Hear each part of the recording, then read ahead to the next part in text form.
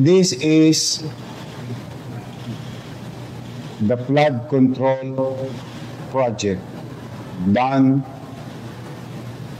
in the city of Manila 2022, 2023, 2024, and 2025, amounting to more or less 14 billion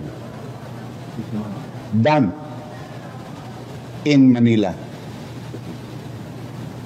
So most of it finished already. Bumaha ng pondo sa Maynila, bumaha pa rin sa Maynila.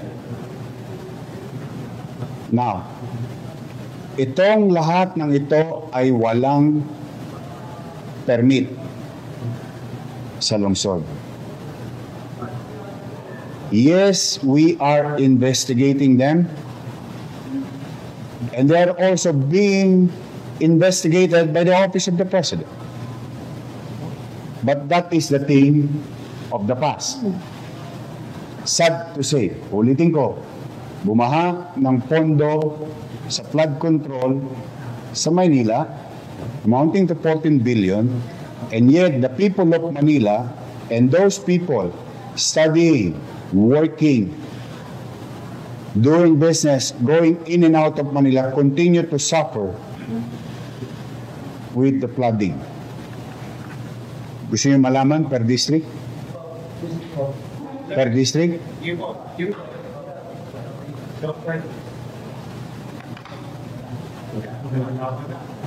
Ginalo.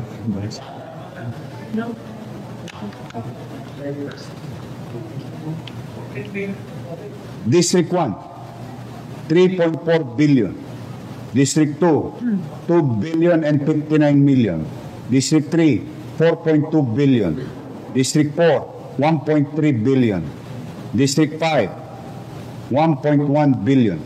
District 6, 2 billion and 60 million. Total of 14 billion, 313 million, 132,309 pesos and 12 centavos from project allocation for the year 2022, 2023, 2024, and 2025.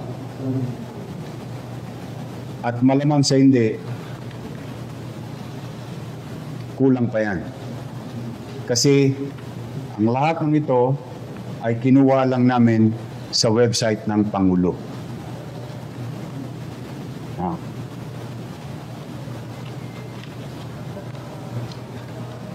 Yun ay nakaraan.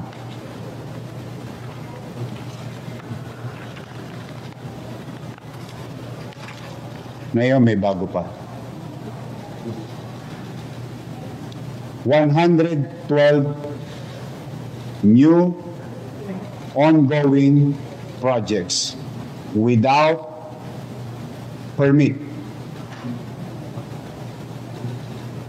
without paying regulatory fees for the local government of Manila. Particularly contractor's tax.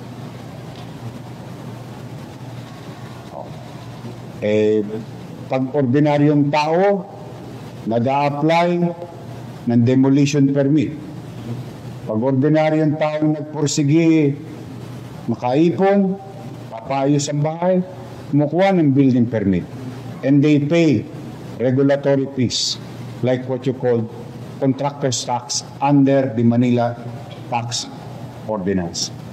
These are ongoing. We'll send you a copy of this.